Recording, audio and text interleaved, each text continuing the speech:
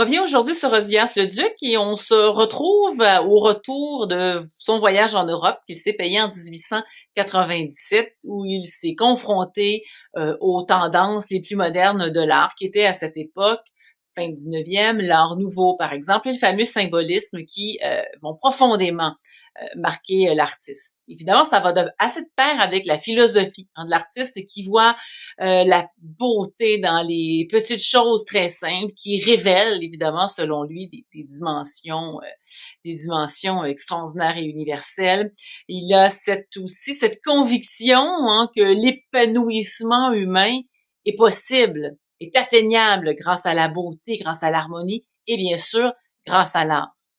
L'artiste a cette vision assez mystique d'ailleurs de l'art propre à élever l'âme du spectateur et à élever évidemment aussi celle de l'artiste. Pierre Lambert, dans son ouvrage Ozias le Duc, le peintre en quête de beauté, nous rappelle dès son introduction comment Ozias le Duc concevait le dessin, la couleur et la composition comme la trinité, évidemment, du peintre. Donc, cette approche quasi mystique de la production artistique.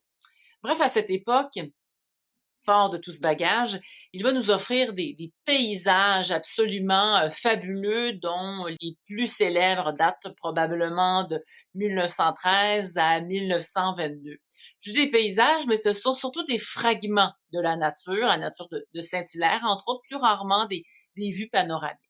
Et il va se faire le visionnaire tragique, parfois minimaliste, ne cherchant pas à représenter servilement la nature telle que son œil le voit, mais se servant des montagnes, des cours d'eau, de la neige, des branches, des arbres, afin d'exprimer, évidemment, quelque chose, afin d'exprimer sa foi, sa vision des choses. Il pratique donc le symbolisme, c'est-à-dire qu'au travers de ses grandes compositions paysagères, il va intégrer des symboles qui lui permettent d'exprimer, évidemment, ses essences quasi métaphysiques.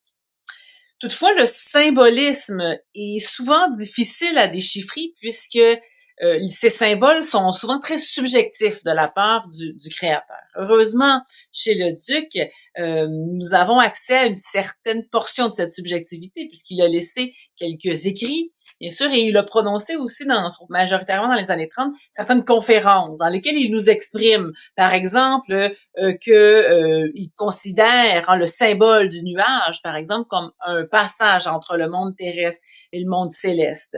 Les arbres, par exemple, peuvent être utilisés comme symbole d'élévation spirituelle. Et les couleurs ont aussi un rôle à jouer. Si le blanc représente d'emblée l'innocence, la foi et Dieu, le bleu représente la vertu, le vert l'espérance, le jaune la gloire, par exemple. Donc, avec cela en tête, ça nous permet, avec un peu de pratique, de décrypter les scènes d'Ozias le Duc et d'envisager, évidemment, ce tableau, par exemple, où on voit un sol avec des feuilles puis d'autres végétaux, comme ça, un tableau qui en soi est assez sombre.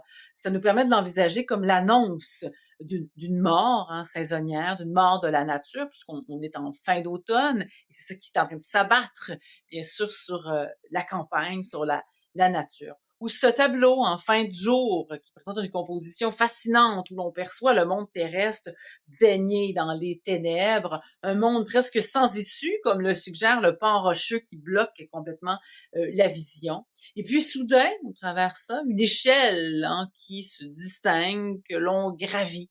Puis en la gravissant, tout à coup, lueur d'espoir qui apparaît dans le ciel avec la petite percée à la chaude coloration. Ou son fameux tableau, aussi l'heure mauve, où il se sert encore de détails, de symboles pour évoquer l'universel. Ici, quelques détails de branches, de feuilles, d'arbres dans la neige, et qui évoque tout un jeu sur la confrontation, finalement, la confrontation des forces opposées de la nature, toute une opposition entre la vie et la mort, et cette référence à l'heure mauve, ce moment du jour où la lumière commence à se voiler, à se transformer en moment de métamorphose de la journée.